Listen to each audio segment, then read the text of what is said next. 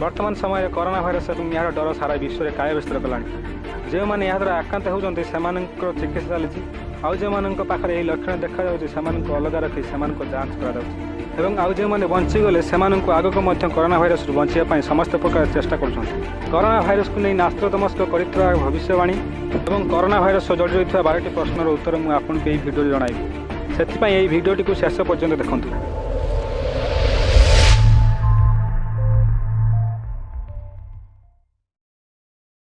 Hello friends, मु दीपक आपन को स्वागत जनाऊँ यूट्यूब चैनल विश्व रहस्य को।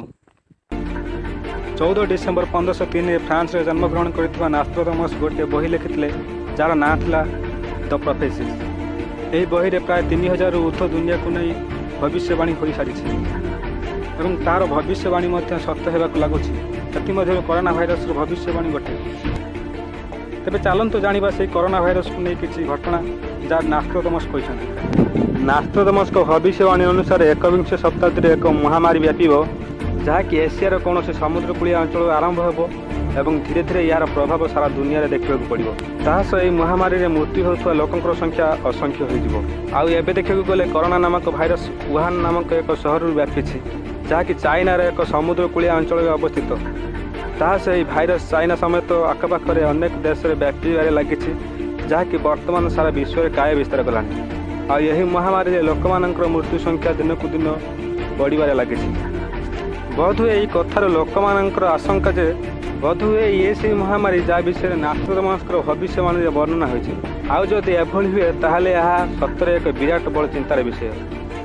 आउ कहीं चाहेबेनि कि तांकर यही भविष्यवाणी सत्य हो दुनिया को एत बड़ महामारी सामना करने को पड़ू।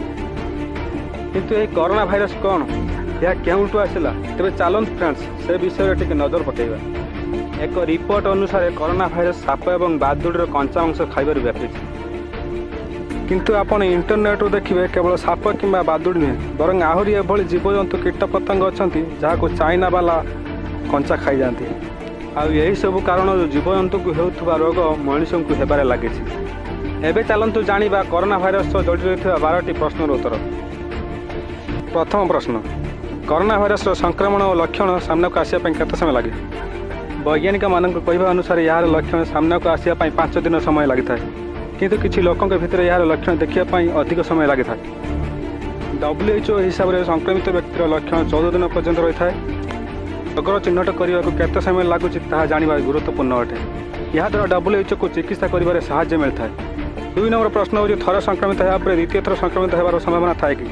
वर्तमान यही विषय में किसी सठिक रूपे कहुनी कारण यही भाइरस चिन्हट गत वर्ष डिसेम्बर मसरे होता और एपर्यंत यार मेडिसिन बाहरी ना। यही भाइरस शिकार हो आरोग्य होता लोक अनुसंधान करगला जो मान रोग प्रतिरोधक शक्ति इम्यूनिटी पावर अधिक था से सुस्थ हो जाते।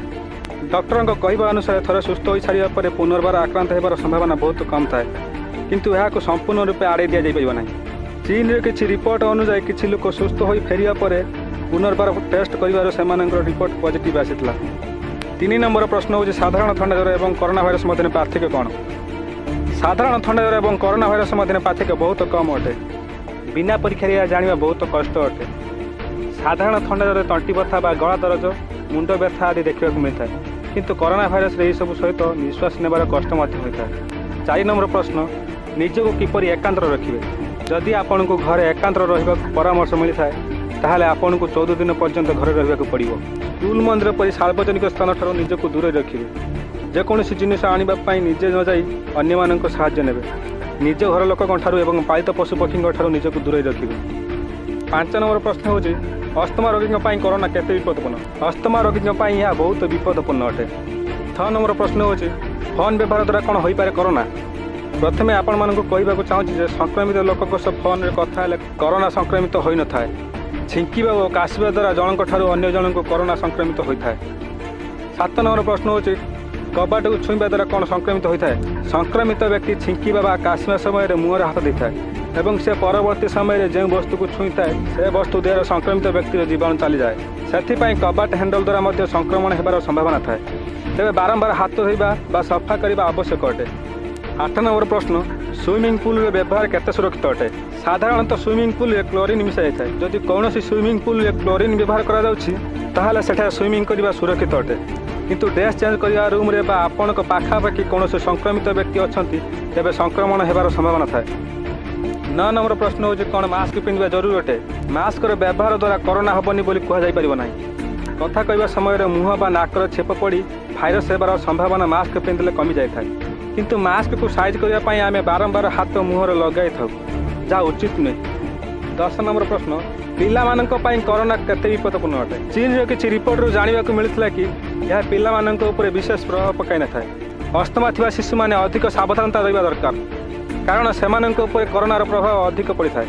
11 नंबर प्रश्न संक्रमित व्यक्तिर हाथ रंधा खाଇବା सुरक्षित अटे कि। जदि रोषेई करने समय सुरक्षार व्यवस्था करा न थाए बा रोषेई करने समय संक्रमित व्यक्तिर काशिबा बा छिंकिबा हुए ताले संक्रमित होबार संभावना थाए। 12 नंबर प्रश्न होची कौन ब्रॉयलर कुकुड़ा खाइले कोरोना हुए।